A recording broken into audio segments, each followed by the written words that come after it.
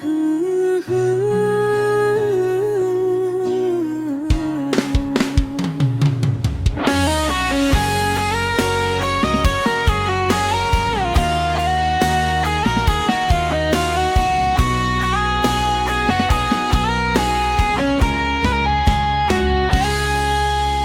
ใหม่คืนนี้บ่มีเจ้า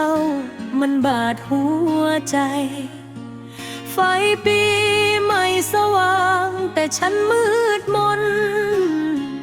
เคยสบบอกเจ้านับถอยหลังด้วยกันแต่มือนี้ฉันยืนร้องไห้ลำพังเสียงคนหัวเราะดังแข่งเสียงพลุแต่เสียงในใจฉันมันร้องเรียกเจ้าคำว่าสิมีฮอดกันตลอดไปมันหายไปกับปีเก่า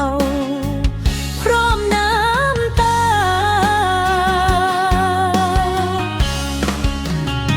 ฉันพยายามยิ้มทั้งที่ใจ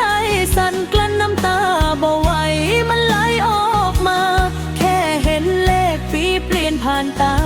หัวใจผู้หญิงคนนี้มันพังหมดแล้วเข้าเดาปีนี้บ่มีเจ้าฉันกอดความเหงาแทนแขนของเจ้านับถอยหลังพร้อมเสียงสะอื้นเบาๆปีใหม่เข้ามาแต่ฉันเสียเจ้าไปแล้วแก้วเหล้าในมือยังบอกคมเท่าใจคำว่าบ่เป็นหยังมันโกหกตัวเอง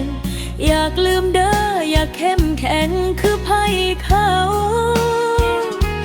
แต่ผู้หญิง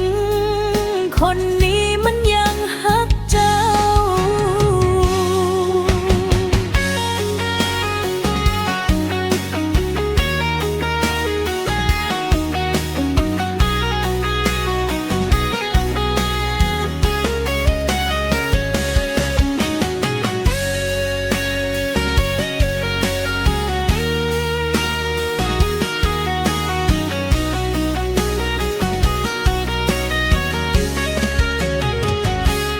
เดาปีนี้บ่มีเจ้าน้ำตาฉันไหลกลบเสียงคันดาวเขาเริ่มต้นใหม่กับคนที่เขารักส่วนฉันเริ่มต้นปีกับหัวใจแตกสลา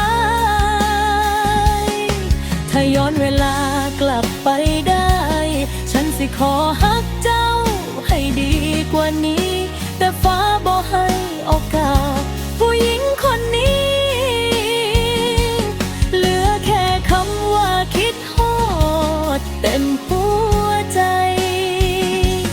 ถ้าปีใหม่